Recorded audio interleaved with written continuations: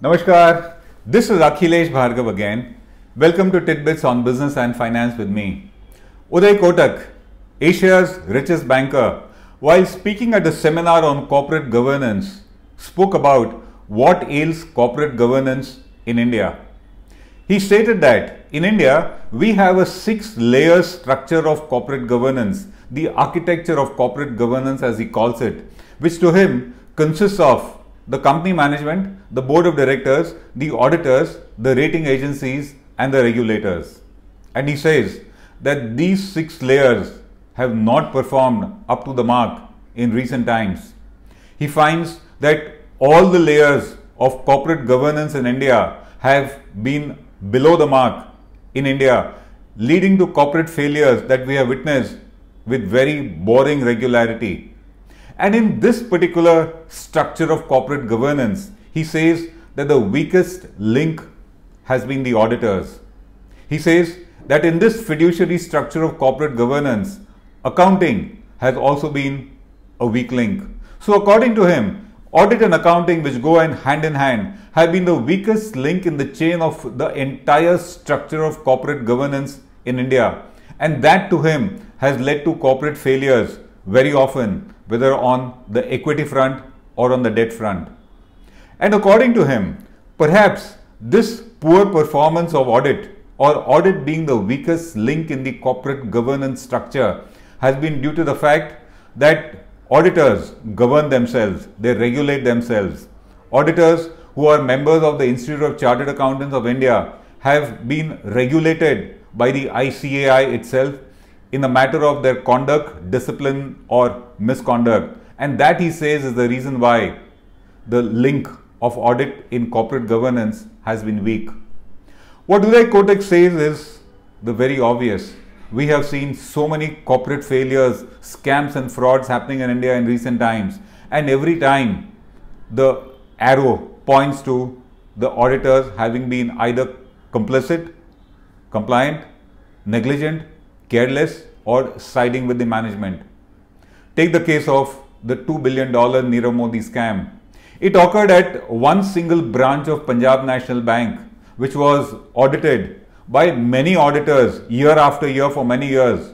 It is their negligence and carelessness in not spotting this particular fraud that led to its perpetration and a $2 billion scam got created. The finger points to the auditors. Why did they not find it out? Was it compliance? Was it collusion?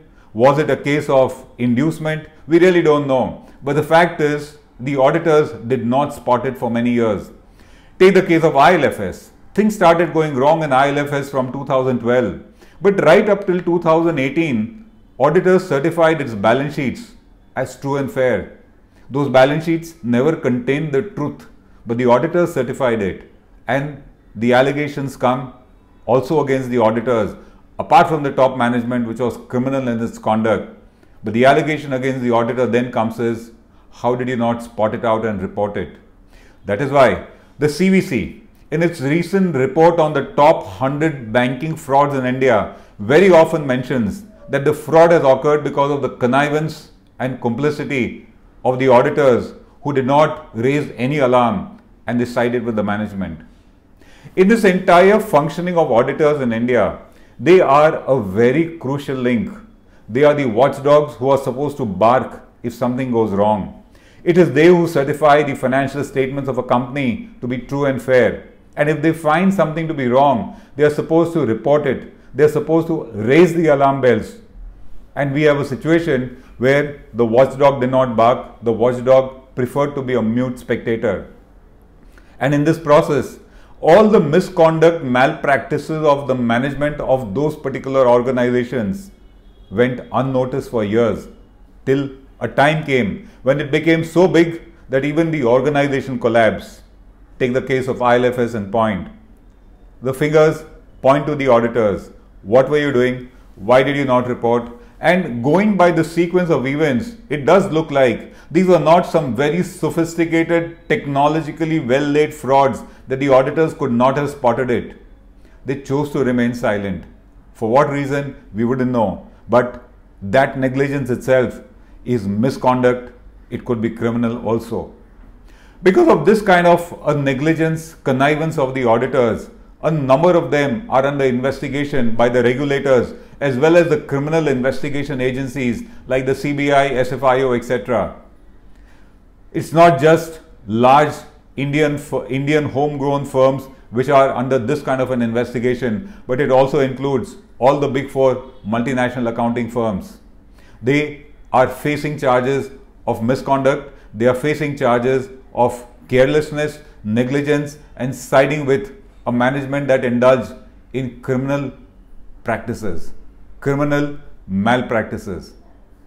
The point that remains is, where do we go from now? The road has already got set. Auditors, the ICI, the body of the auditors, has been divested of its function to regulate itself. The NFRA, National Financial Reporting Authority, has been set up. It's an independent body which will now look into misconduct, charges of negligence, charges of incompetence of the auditors, and no longer will the institute look into it. And the reason for this has been that it is these very firms who are now under investigation, all the big four, all the big Indian homegrown audit firms. It is they who control the affairs of the ICI, and it is they who ensured that their misdeeds were condoned or overlooked.